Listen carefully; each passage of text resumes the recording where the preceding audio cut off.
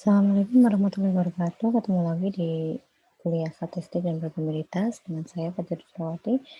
Kali ini saya akan menjelaskan tentang distribusi frekuensi empiris. Jadi kita akan membahas dari dasar tentang bagaimana menyajikan suatu data dalam suatu distribusi frekuensi. Jadi sepokok bahasan yang akan kita bahas, yang pertama adalah penentuan distribusi frekuensi, kemudian tahapan pengelompokan distribusi frekuensi, jenis distribusi frekuensi, dan yang terakhir adalah penyajian distribusi frekuensi. Penentuan distribusi frekuensi empiris merupakan suatu daftar yang menunjukkan penggolongan kumpulan data di mana termasuk penentuan berapa bilangan yang termasuk di dalam setiap golongan tersebut. Tujuannya adalah untuk menyajikan data dalam bentuk yang lebih teratur, lebih ringkas, sehingga mudah dipahami dan mudah untuk disajikan dalam berbagai kebutuhan untuk penelitian.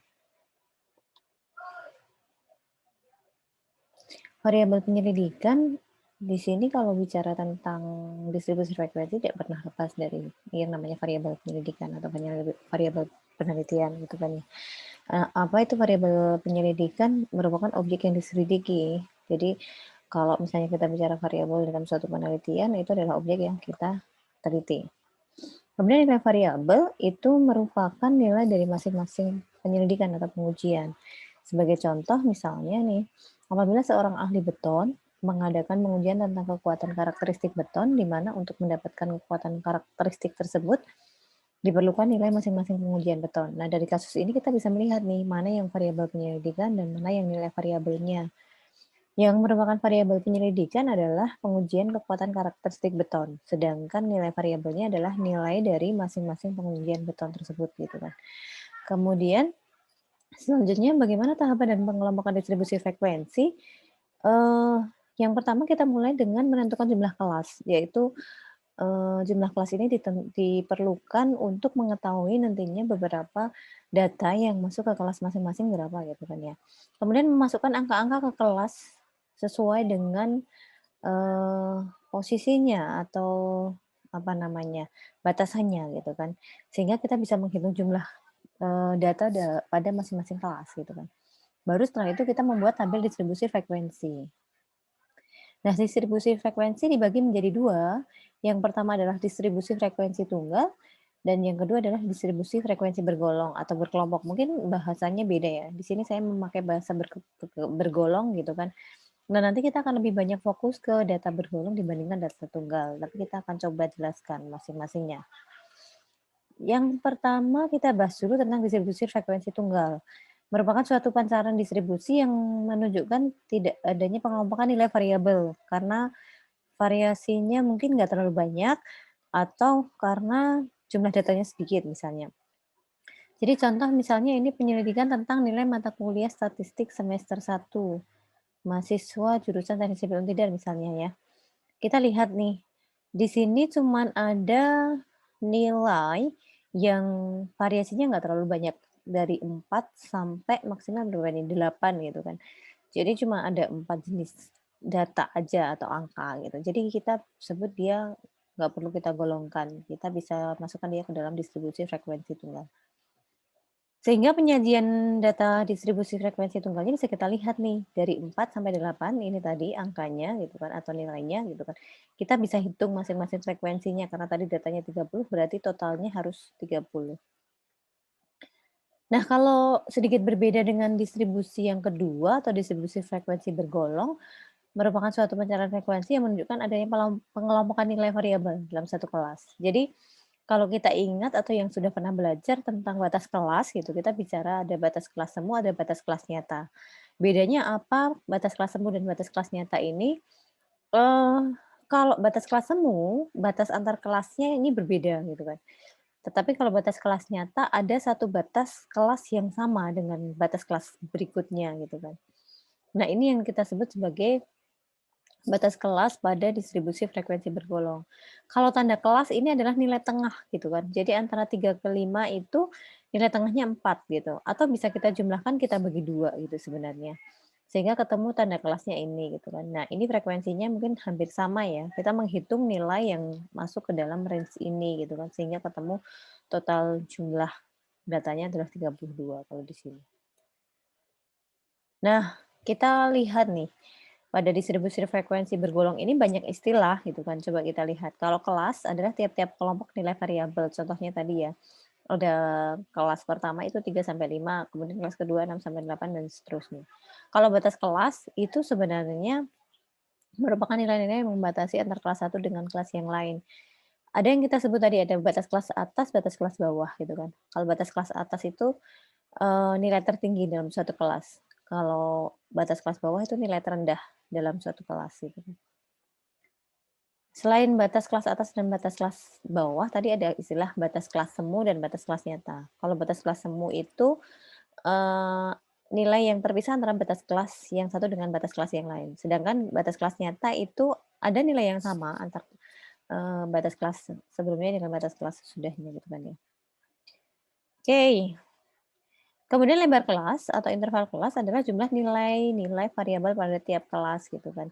Jadi, misalnya nih kelas 3 sampai 5 terdiri dari nilai-nilai variabel 3, 4, 5. Jadi tiap-tiap kelas terdiri dari, 3 nilai variabel sehingga interval kelasnya adalah 3. Kemudian titik tengah adalah nilai variabel yang terdapat di tengah antara batas kelas atas dan batas kelas bawah gitu kan. Bisa juga tadi dijumlahkan batas kelas atas dan batas kelas bawahnya dibagi 2 gitu. Kalau jarak pengumpulan atau range adalah nilai variabel tertinggi dikurangi dengan nilai variabel terendah dari seluruh data ya ini, kalau range itu. Oke, itu tentang beberapa istilah dalam distribusi frekuensi bergolong. Nah, sekarang kita akan melihat nih hal-hal yang perlu diperhatikan dalam membuat distribusi bergolong. Tadi yang pertama adalah kita harus menentukan jumlah kelas gitu kan. Jumlah kelas itu rumusnya adalah K sama dengan 1 plus 3,3 log N gitu kan. Jadi pembulatan 0,0 sampai 0,9 gitu kan. K itu adalah jumlah kelas atau banyaknya kelas, N itu adalah banyaknya data atau jumlah data. Baru setelah kita tahu kelasnya, kita menentukan interval kelas guna memasukkan angka-angka atau nilai-nilai variabel yang sesuai, serta kemudian menghitung frekuensinya. Sedangkan kalau kita menghitung interval, itu range atau nilai tertinggi, high, dikurangi nilai eh, terendah atau low, dibagi dengan K. K itu adalah ini tadi jumlah kelasnya. Nah, contoh misalnya ini, kita akan melihat berapa data ini, 25 data dari hasil pemeriksaan keteguhan kuat tekan beton ya, dengan benda uji kubus pada 28 hari dengan campuran 1:3:5 ya ini ya. Kemudian kita susun secara array dengan satu angka di belakang koma ya.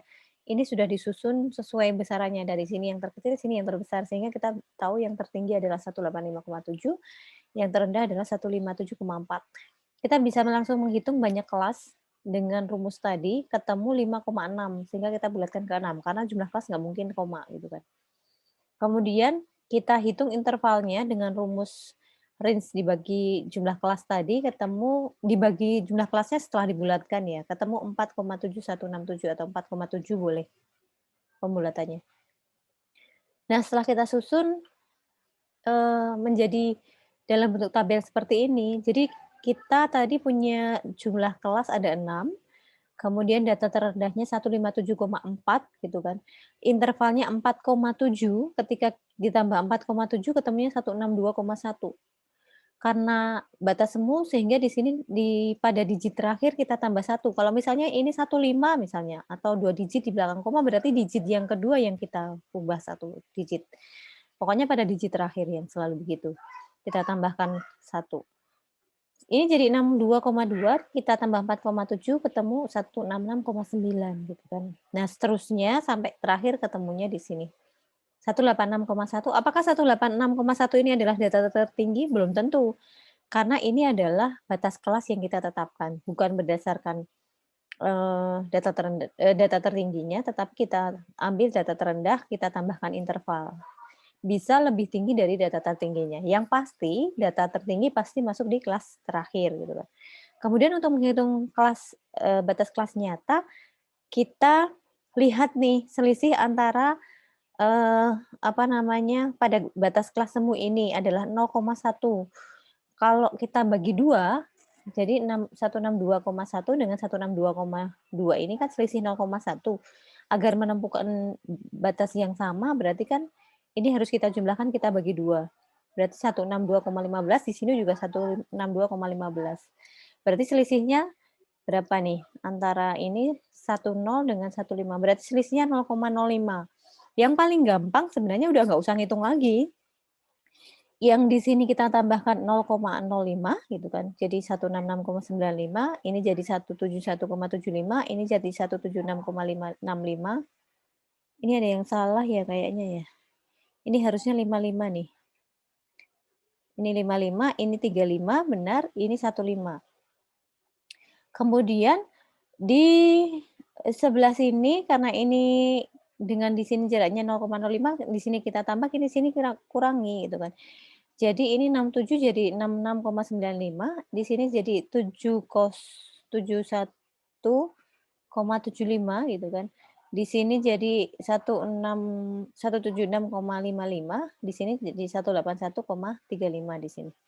Nah, begitu cara cepatnya sehingga tanda kelasnya tinggal ini dijumlahkan dibagi 2, yang paling gampang itu. Kemudian data yang ada di sini tadi kita masukkan ke masing-masing kelasnya sesuai batasannya ini. Oke. Oke, ini data setelah saya perbaiki tadi ada yang salah di sini ya. Oke, berikutnya kita lanjutkan lagi di distribusi frekuensi relatif. Maaf. Oke, distribusi frekuensi relatif adalah pencarian distribusi yang diperoleh dengan membagi frekuensi tiap-tiap kelas dengan banyaknya data pengamatan. Jadi frekuensi relatif ini dihitung berdasarkan frekuensi kelas I dibagi dengan banyaknya data pengamatan. Tadi sudah kita tentukan frekuensinya, misalnya kita untuk menghitung frekuensi relatifnya adalah 2 kita bagi dengan jumlah data 25, ketemunya 0,08. Kalau misalnya mau dibikin persentase juga bisa. 0,08 sama dengan 8%. Boleh pakai desimal atau persentase. Gunanya apa sih ini? Ini sebenarnya nanti dipakai pada saat kita membuat pie chart nantinya. Kalau misalnya mau dibuat pie chart, ini sangat berguna sekali untuk menghitung frekuensi relatifnya. Kemudian distribusi frekuensi kumulatif adalah pencarian frekuensi yang merupakan penjumlahan dari frekuensi-frekuensi kelas secara berurutan. Ada 2 jenis distribusi frekuensi kumulatif itu, yaitu distribusi frekuensi kumulatif kurang dari dan distribusi kumulatif lebih dari. Kita akan lihat contohnya. Jadi kita akan melihat contoh kurang darinya adalah kita ambil batas kelas nyatanya gitu kan. Pada kelas pertama, ini adalah batas bawah dari batas kelas nyata kelas pertama, ini adalah batas bawah dari batas kelas nyata kelas kedua dan seterusnya. Sampai nanti ini adalah batas bawah kelas terakhir, batas nyata pada batas bawah kelas terakhir. Nah, tambah satu lagi ini adalah pada kelas terakhir itu kita pakai dua-duanya, baik batas kelas bawah maupun batas kelas atasnya, sehingga ketemu frekuensi kumulatifnya. Nanti bisa dicek dari tabel distribusi frekuensi yang ada itu atau, misalnya mau, dicek kembali ke data mentahnya juga boleh, tapi akan lebih enak kalau misalnya langsung melihat ke distribusi frekuensinya aja gitu kan, yang sudah kita susun di awal tadi. Nah, kalau ini sebaliknya, cuman ini tetap kita pakai batas bawah kelas masing-masing kelas 1 sampai 6, kemudian ditambah batas kelas atas, gitu kan. Jadi pada kelas terakhir itu kita pakai batas kelas atas atau batas kelas bawahnya dua-duanya dipakai. Nilainya bukan kebalikannya nanti yang pasti. Jadi bukan terus nanti lebih dari itu 25, 4, 24, 20, 11 itu enggak, nilainya akan berbeda sesuai dengan data yang ada eee, di tabel distribusi frekuensi atau data mentahnya. Jadi ini tadi ya, berbeda. Kalau tadi kurang dari ini 11, ini 14 di sini. Nah, manfaat dan bentuk penyajian distribusi frekuensi yang pertama adalah mempertegas dan memperjelas data yang telah disajikan dalam bentuk daftar atau tabel. Yang kedua, sebagai pengganti data yang berbentuk sebagai daftar atau tabel. Sebenarnya tabel atau daftar itu ya udah lumayan dibandingkan data mentahnya gitu, tetapi akan lebih menarik lagi kalau kita sajikan dalam bentuk grafik gitu kan. Sehingga grafik dan diagram yang sering dipakai untuk melukiskan distribusi frekuensi itu antara lain histogram frekuensi, poligon frekuensi, ogive frekuensi, diagram lingkaran. Yang pertama coba kita lihat histogram. Ini merupakan suatu bentuk diagram yang terdiri dari persegi panjang, di mana setiap persegi panjang tersebut mewakili atau menerangkan atau menggambarkan suatu kelas dari distribusi frekuensi. Ini dari data kita tadi kalau dibikinkan dalam suatu histogram jadinya seperti ini. Oke, ini batas kelas bawah tadi ya. Ini batas kelas bawah, kelas berikutnya, dan seterusnya.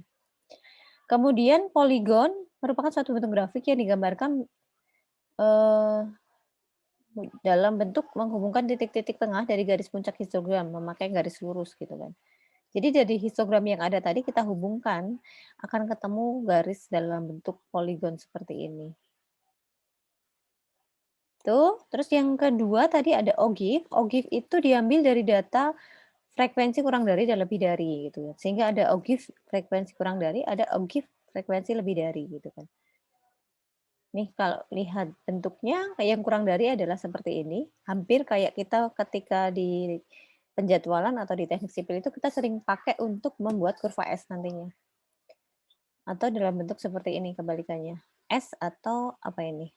S kebalik ya, atau angka kayak angka 2 gini.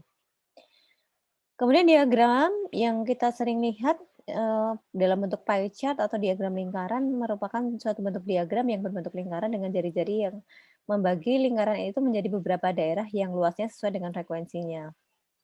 Jadi biasanya kalau misalnya kita gambar manual, kita harus menentukan sudutnya. Tetapi kalau misalnya kita pakai Excel, bisa aja sih pakai distribusi frekuensinya, pakai prosentasenya gitu kan. Sehingga kalau misalnya kita mau gambar manual, kita pakai busur, kita harus kalikan distribusi frekuensi relatif tadi dengan 360 derajat. Nanti akan ketemu gambarnya kurang lebih akan seperti ini. Jadi ini dalam bentuk prosentase yang tergambar di sini, kalau misalnya mau pakai sudutnya, sudutnya adalah ini. Jadi totalnya 360.